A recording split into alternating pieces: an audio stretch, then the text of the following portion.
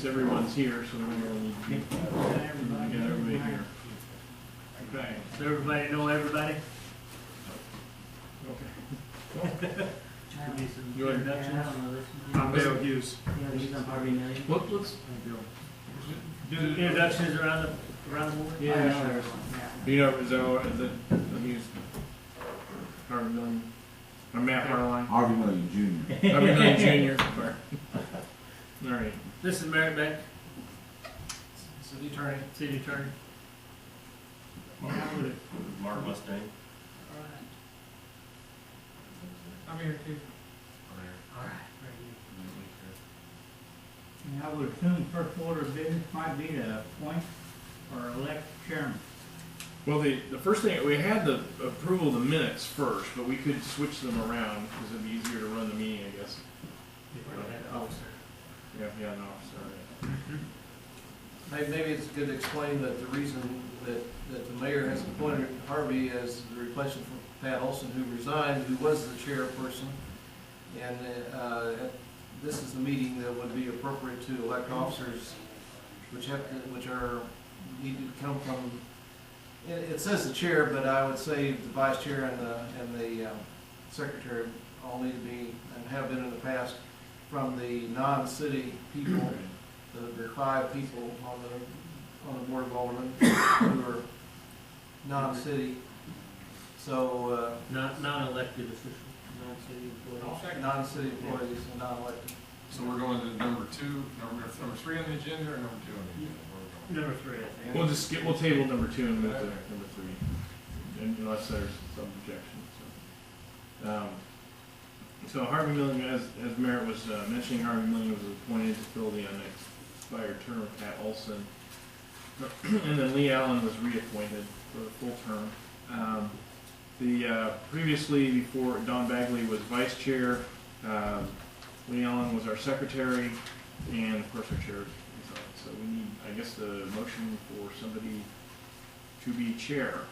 For 1 year. Yeah, For 1 year term. the code calls for reappointing the officers annually.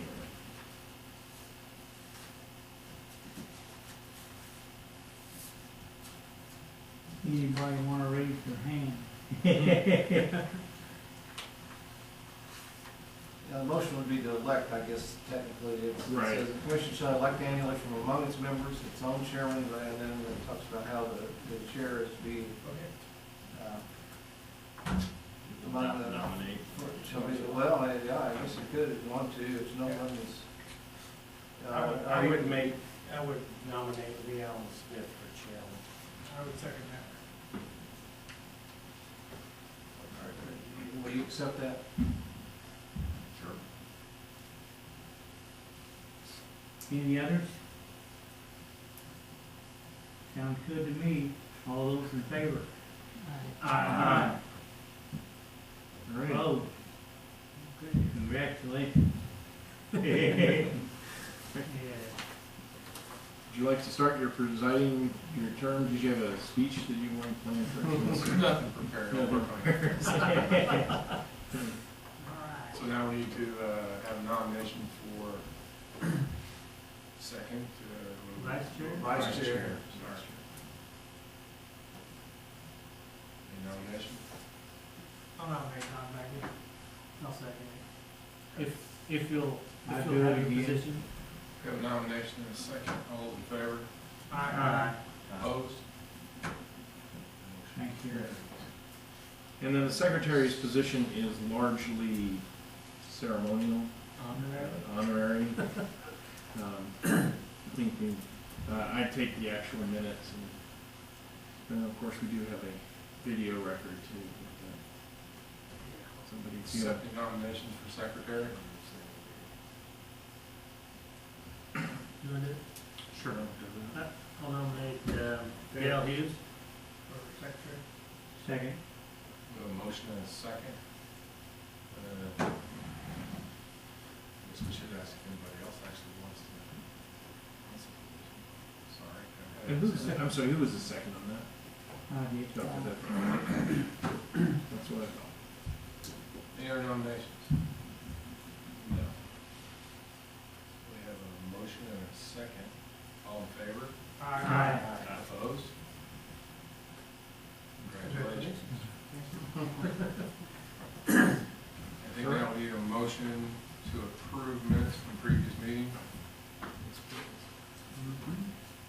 I'll make the motion that we approve the meetings from the last minute as printed. Second. We have a motion and a second. All those in favor, say aye. Aye. Opposed?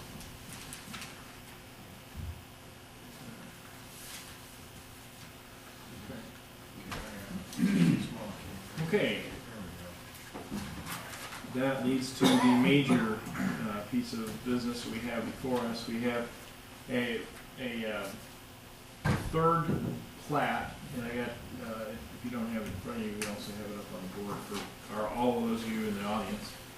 I guess I should probably turn that on.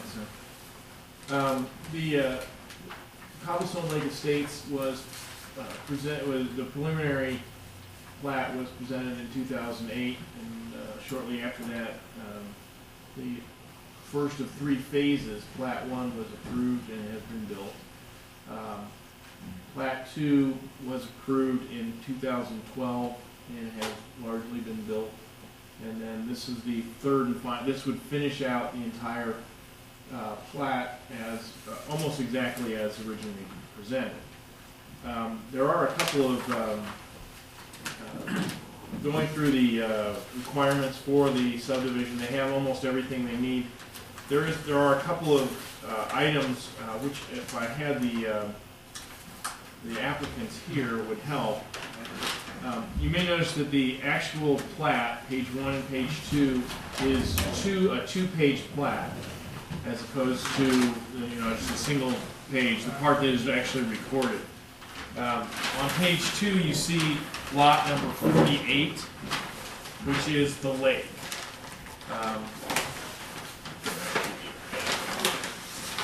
And if you want to look at it, it's in the upper right-hand corner. The lake has already been built and exists, and it was for stormwater management, retention pond, etc. It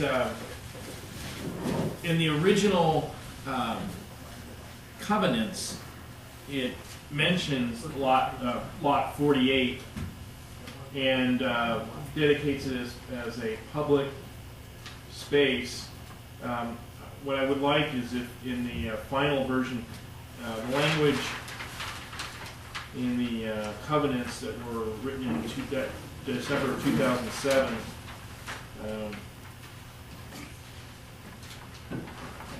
find exactly the page. I think it's towards the back.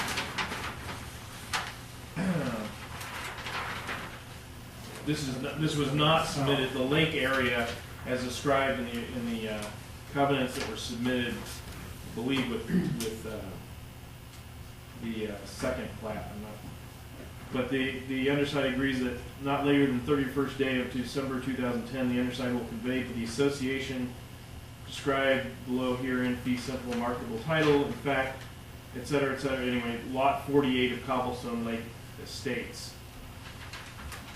And this plat actually establishes where lot 48 is. So I preferred if they would amend the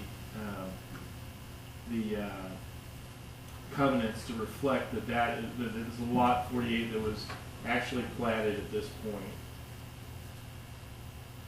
But and then and also so in the deed restrictions, it'd be nice if they edited. I'd like to suggest that they edited to make it clear that lot 48 is platted in this final third plat. Also, it would, and Merritt, you might want to correct the way I phrase this, but the plat doesn't seem to, well, let's see if it's written here on page 2, but define the fate of lot 48. Make sure that it's known that lot 48 is common area to be owned by the subdivision association. I'm not aware that it says that anywhere. I don't think it does. I didn't see it anyplace. I didn't see it, Don didn't see it. So I think it would be better if that was actually on the final version of the plat. You almost have to, because somebody has to assume responsibility for that. Well, I mean, the way it is, you could legally sell the lot and, because there's nothing that says otherwise. Right. If it says common area on there, at least you know what the purpose of it is, because the plat has no legal access otherwise, Yeah. other than a walkway here, I think. There's a walkway to it. And at the same time, while they're fixing that, it has the P and Z chair being Pat Olson still, they're not aware of her resignation, and so that needs to be changed to Lee Allen. We didn't know that till tonight, but that could be changed at the same time.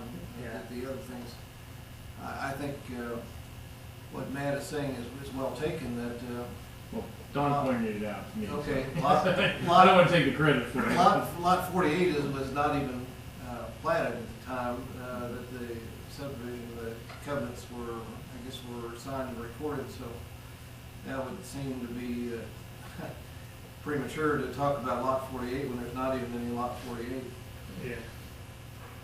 Well, and you know, they probably wanted to make sure that it was known that it would happen in the future, because I guess they started constructing the lake.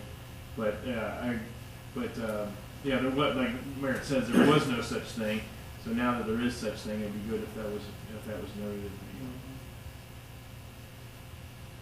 There is a couple other points. As mentioned in the memo I sent out, if you could toggle back to page 1, please. Thank you. Thanks, Mark.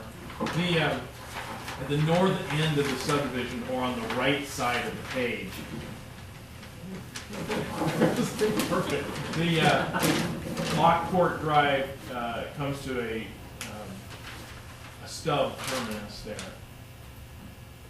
The next subdivision over, Danmardale, is a platted subdivision which is owned by which is also owned by Darren Adams, who owns with Dave Fiedler, I'm not sure that Dave is part of the other part. I don't know if Dave's part of what is now Danmardale subdivision.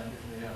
But I spoke with Phil Hoffman, who is the Streets and Sanitation Director there, and it would make his life much easier, and it would be safer for trash and recycling pickup if, instead of having to back some 340 feet down that street until it eventually becomes, whatever happens to it in the end.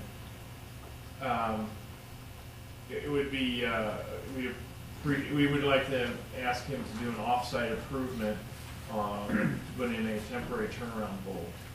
The staff would like that. And, It's interesting they've done it with the previous plat. I mean, it talks about the fact that Hampton Drive has a temporary turnout easement that's was a separate document. So it seems like the same kind of thing could have been done here. We've done it without in the past, but for shorter ones than this one is much longer, and Phil is more concerned about backing the truck up as far as money required. And I would tend to agree with that. Especially if they're gonna be parking on the street. Yes, because these are narrow streets. Yeah.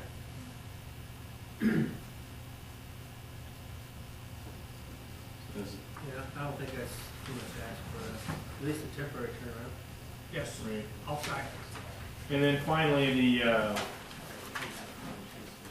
there's the drainage easements between lots 37 and 38.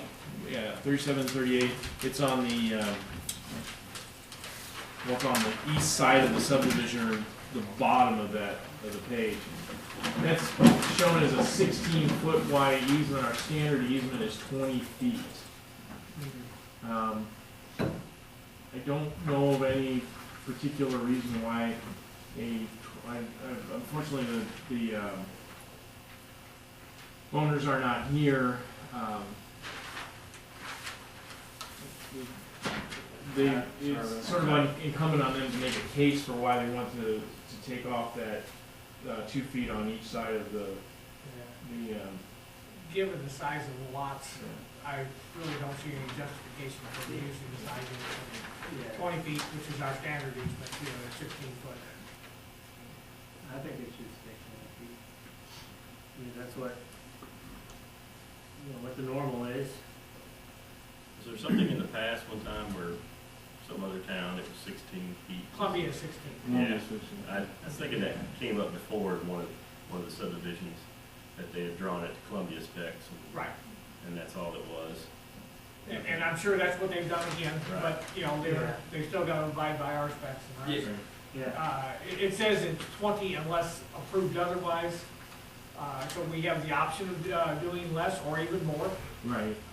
But, you know, our standard practice in the past has been to use 20 feet. We don't have, I was just wondering what, because I think there's another drainage easement in, I think that right there is drainage easement. I've got like two, small version. I don't know if it was shipped, yeah, maybe it would be a little farther. Yeah. It could be in plat 2, but it could have even been in plat 1. I have a big version of plat one. There's plat one. I believe this is plat one. If I'm not mistaken, I think There's a there's pipe that runs back to the lake. probably is this one here. And then I think there was another one on either plat 1 or plat 2. Yeah, on plat 1, at the end of lot 6, where basically it meets up to plat 2, Yeah, I got 20. and it's a 20-foot, Drainage unit. yeah, Yeah. 10 feet on either side of the line there, lot 6, and then I'm not sure what the lot number is in plat 2, but That's lot It is 6, just- is that what? Yeah, Looks like six. in lot 24 and 25 and lot, in lot 2. yeah, I think there is, showed another one, yeah, Right there. yeah. Yeah. So that- And that just goes back to the lake, so I'm sure that's what that is. Is that one 20 feet also? It doesn't say, Oh, because it's on the other plat. It just- oh, okay, right. But there is definite record of a 20-foot easement On plat one. on plat 1, and that might have been the one where they had it at 16, and then they redrew it to fit our standards. Yes. I don't remember that. I don't know, and it could have even been another subdivision with another developer. I'm just remembering that somewhere, though. I'm There pretty was- sure it was off of this one. It was, Nah, I think it it was. wasn't any major obstacle, they immediately just changed it. Can't speak for them, obviously, on this one, but I would think that they would be willing to change He that. didn't get snowed in today, that's not like that. No, but again, I never got a chance to get around to returning this call. Yeah. In fact, I didn't remember I hadn't, I sat down and what. That's right. So, and we talked briefly, we talked about this.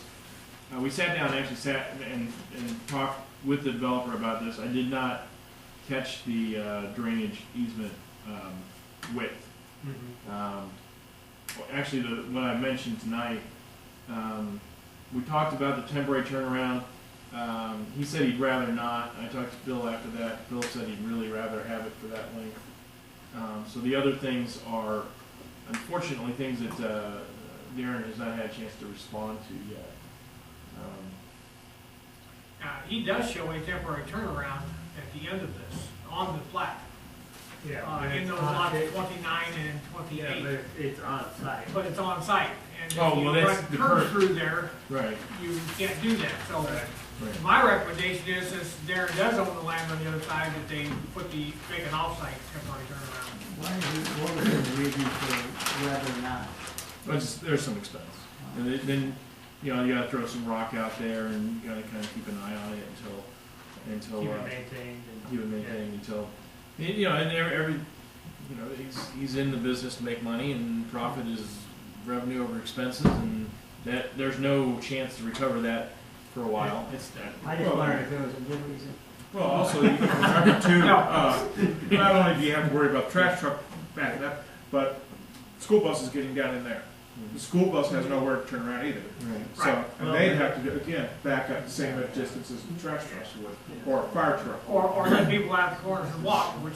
Yeah, they're probably let them walk Yeah, well, they could, but I mean, I'm just saying, that's other reasons why Yeah. you should put one in. anyway. Yes, Or- it is a good or- reason. You know, emergency vehicles, fire Yeah. trucks, or, you know, whatever. Drop off kids, pick up kids. Right, and you know, you get delivery trucks and everything, so the turnaround is advantageous. Certain places they do. Okay. That's what we're going I don't know if this is one neighborhood that does, I don't know. There is one other item that we discussed, and I think this is not gonna be a problem, but I haven't talked to Darren. We talked last Friday, and I don't think I've talked to him about it this week, but on the lot of the north end, which is I believe 29, sorry. You did actually, Mark, I really appreciate you doing a really good job with that. I don't think I could do as well. Good job. No, we need him where he's at. But when we brought Darren in to talk to the department heads, in order to loop the water, also in anticipation of, Darren brought a very preliminary, well, actually drew it on the map, what he's thinking about doing to the north into Dan Mardale subdivision. I think I mentioned this. His current, and this is, he's not legally obligated to any of this, so this is just a thought, is that he would continue, what's that? Lockport Drive north and terminate it in a cul-de-sac bowl and build, I think it was about 9 more lots, something of that nature, about that number, around that. The best way to loop the water in through there was to get a easement right along the northern border of lot 29 and into what is now the southern border of lots 1 and 2 of Dan Mardale subdivision. At the time we were talking about a 10-foot easement, 5 on each side, but it might be, I was talking to Don a little bit before that, and I guess typical is a 20-foot easement for utilities, or Yes.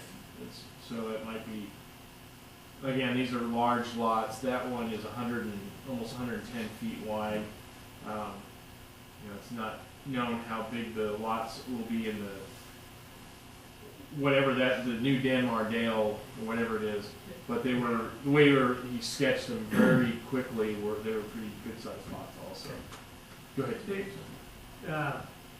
Go back to the street right there, it kind of butts into the back of lots 2 and 3. Is that gonna be an issue, when they develop that Dan Mardell? Well, Yeah, go ahead. you gotta realize that Southland Drive, there's a low water crossing, and that was actually platted to be a low water crossing. That's not very desirable from our aspect. Yeah, It would be expensive, building a bridge would be more expensive, or putting in a big enough culvert for it. right. Nobody has envisioned the idea, at least, and when they talked about doing this subdivision, they were gonna bring this in like this with the specific intent of not having to cross that ditch, Uh-huh.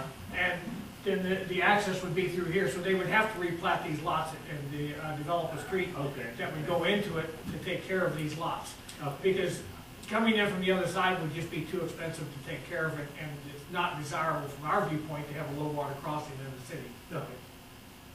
Yeah. That makes sense. Yeah, I mean, what I was remembering is that, I mean, there are trees, it's trees and this low water crossing. Where is the low water crossing exactly? Where is the Methodist Church, United Methodist Church? Well, you look at this map up here. Yeah, it's easier to see on this map. So, right here's the lake in question. Right, exactly. So this would be right about here is where Lockport Drive is. It comes, well, there it is, right in between lots 2 and 3. And then right along here, you can see the red paper street. That's the eastward continuation of Southland Street. Low Water Crossing is right in here. So, as Don said, if you look at the size of the platted lots here, they're decent sized lots, but it's unlikely that you could get, unless it was done as some sort of charitable act, you couldn't get the money. This Low Water Crossing is going to cost.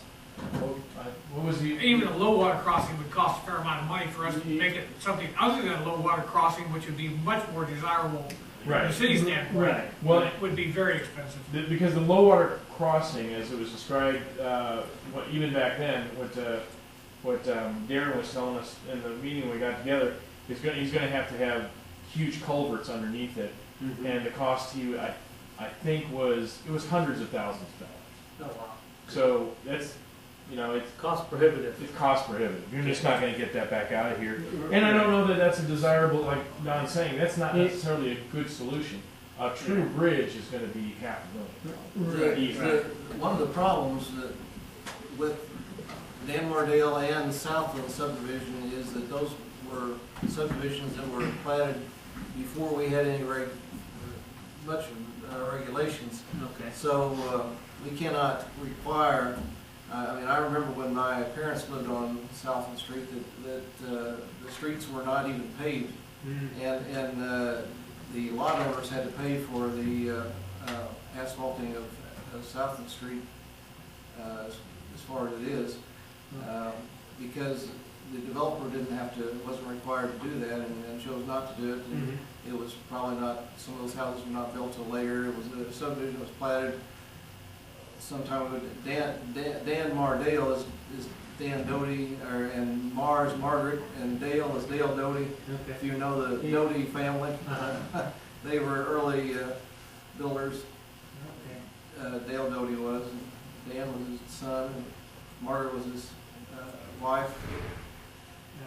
That's where that Dan Mardale came from. That's the name. But it was one of those things that There's an undeveloped area south from there. Yeah, everything on the east side of the creek is undeveloped. The blue line there, obviously, the creek. Yeah, great.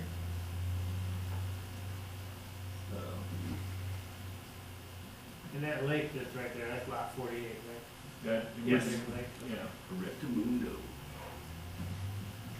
so we knew this day was going to come. As far as it was not, I guess they put it off until now as to what even they were the preliminary plans, possible plans are for this. But it's been an issue. It's been around for a while. Well, and I'm not trying to, speak on Darren's behalf. It is mentioned in their original covenants, but at that time, it didn't. They put it off until the final plat. Right. And so now, And we did discuss this back when the preliminary plat was brought up. And they were talking about, not coming across from that low water crossing because of the cost of it. That this was a much better access. So it's been planned all along, and when they did this subdivision, obviously, they ran the road back there with the intent of doing what we talked about when they did the preliminary plat. So, and, it's not like he doesn't have control over it. Darren does own it. I don't think that Peeler is a partner in that. I think Darren owns that himself. I think you're right. I think it was him and his dad that owned it or something. Right. And we can check that, but I don't know if it's necessary. That's the water line on the right side there that you tap into. Oh wait, was that no, the blue? Is That's that the blue sewer. electric? The blue is. The solid blue lines here are water. Okay. There's a solid blue line there. The Yeah. green The line dashed blue line is the single phase electric, and the green line is the sewer. Okay. Each one of the little flowers is a name.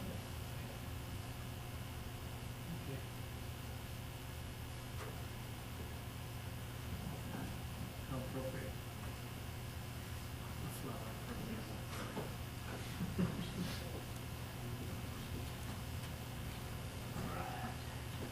So you come up with 4 things that need to be changed or modified? That's forward ending up.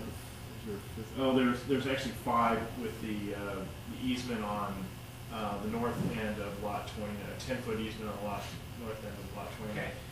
One other thing, this is already set on paper in an agreement that's signed back in 2009 between the developers of this subdivision and the city. With each one of these lots, $436 are paid into an escrow account to help to assist with the construction of Ganero Chance Road. The rest of the responsibility for the road would lie on the city. So at some point, the idea that we would build that street to a city standard as opposed to a county road standard. And they would not have a future obligation of what they're paying in. Exactly. Yeah. And this it does allow for sidewalks on both sides of the street. 6-inch roll curb gutters, which are consistent with what's out there already.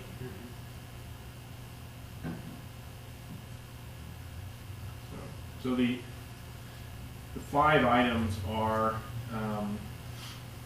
to list on the plat specifically that lot 48 is common area and not to be sold off as a separate lot.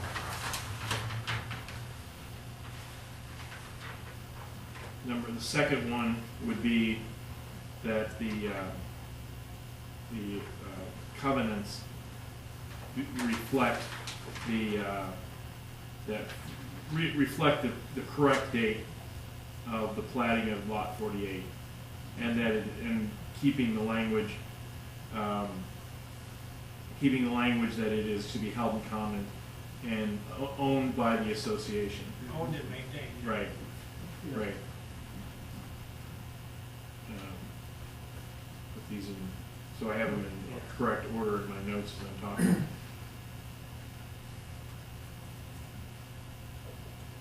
And then the third item would be that the drainage easement between lots 37 and 38 be a 20-foot wide easement, 10 feet on each side.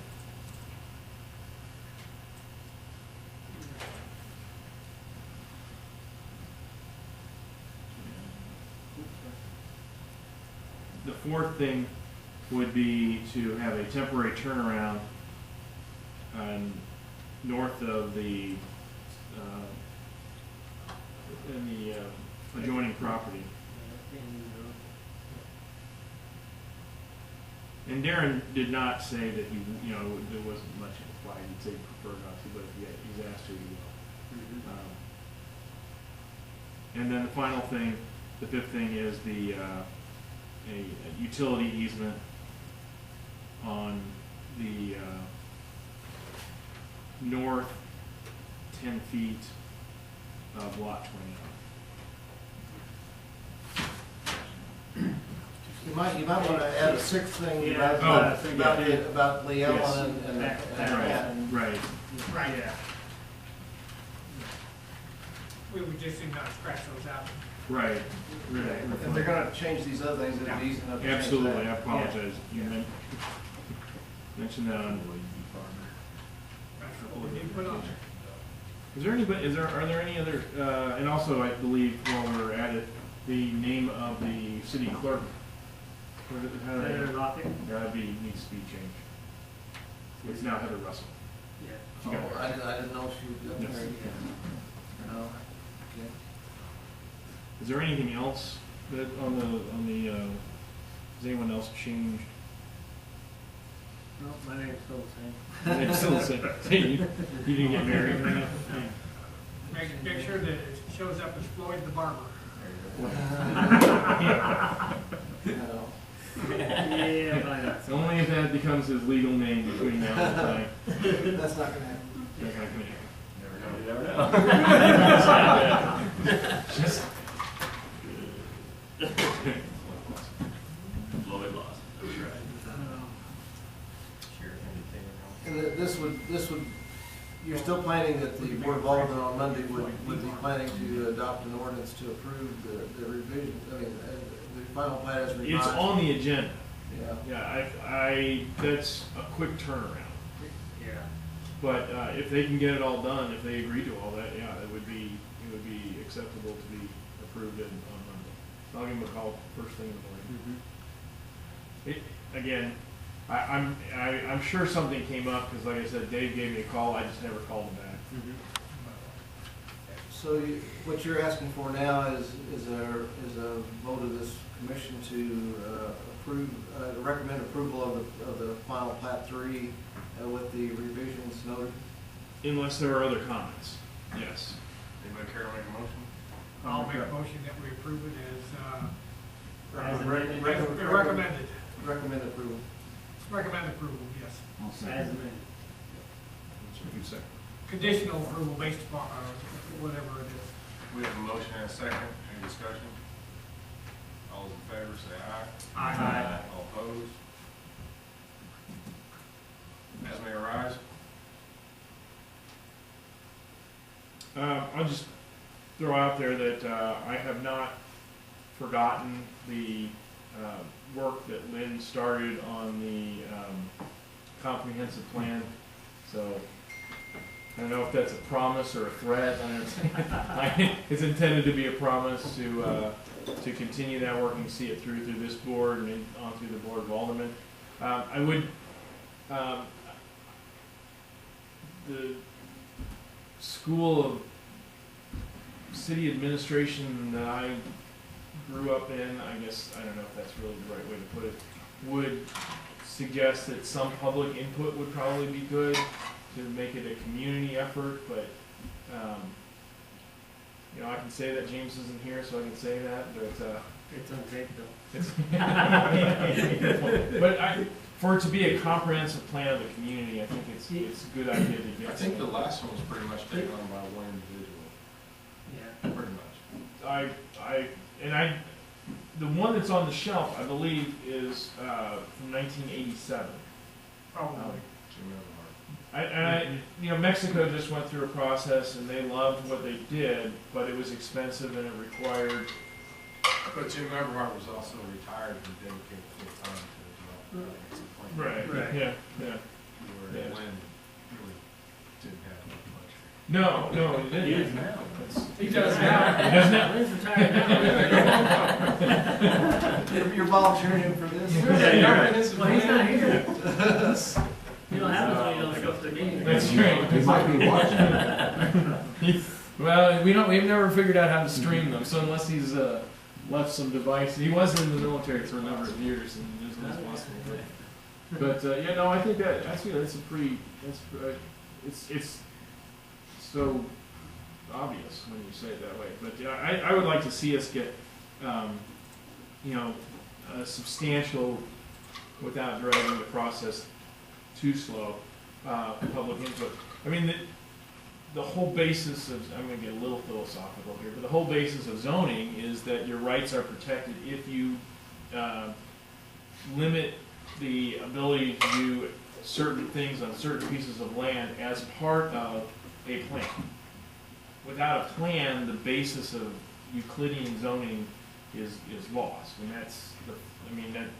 I took a land use law class and I really liked it. So okay, I'm done with that. But so I'm admitting some of my own faults, I guess. But so it's important to have that plan to know where we're going, and not just with zoning, but with streets, sidewalks, and other improvements. You know, it makes Mark and Mike and Phil's work a little easier if they kind of have an idea where things are going. Of course, if you put it in the plan, it doesn't make it doesn't have the force of law. It doesn't mean that we know where everything is going. We can't do that. You know, plan lines are illegal and all these things that but it is. I think it's important to have a plan to work from, and it gives you guys a little bit more of a basis to approve or deny something. I kind of look at it like it's a roadmap, and sometimes your route changes. Yeah. So it's about one. Yeah. Matt, you mentioned in your notes about a capital improvement plan that would be done you said every year or two, whereas comprehensive plan will be done every 5 to 10 years. Yeah. What, And then when, in reality, you always, it always gets longer than that, but yeah. what, could you define what you mean by capital improvements? Well, And a capital improvements plan would be like a road project for that year. What you're gonna put is a capital item in your budget. Big ticket items. Yeah. And, you know, some cities do put the,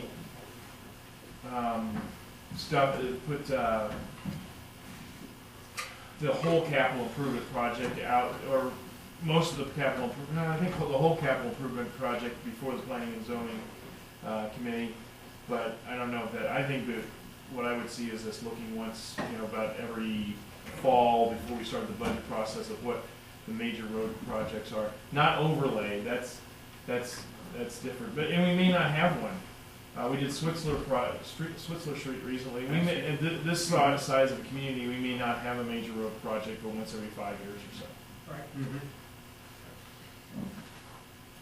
That's like, when you're building, you know, I mean, for building new stuff, other community needs. Yeah. I think generally speaking, in the city budget, it would be good to have capital items. We do have, these things will take time to develop. There are capital, we have something like a capital budget now, but many cities have, you know, it's a list of capital items, those things that are major purchases, and that can be defined different ways, but major purchases by department each year. So these are different possibilities, different ways to handle it. But for the planning and zoning, it would be the major street, road, or sidewalk projects, that kind of thing. And if we have something coming up each year, we take a look. If there's nothing coming up, then maybe next year or something. The comprehensive plan would be, you know, every 5 to 10 years, probably closer to 10. Realizing we do have engineering plans on some of our streets that we have not built, Yes. so Yes. it's kind of prioritizing where we might want to start looking at some of those. Exactly. Any more as mayor, I have one. Would it be possible, acceptable to, add the pledge to the, agenda? Oh, Or, in the meeting? yeah, I think it was, I must have got, I think it got deleted somewhere along, not on, I would entertain a motion to adjourn. Motion to adjourn. Second. A motion and a second. All those in favor say aye. Aye. Opposed?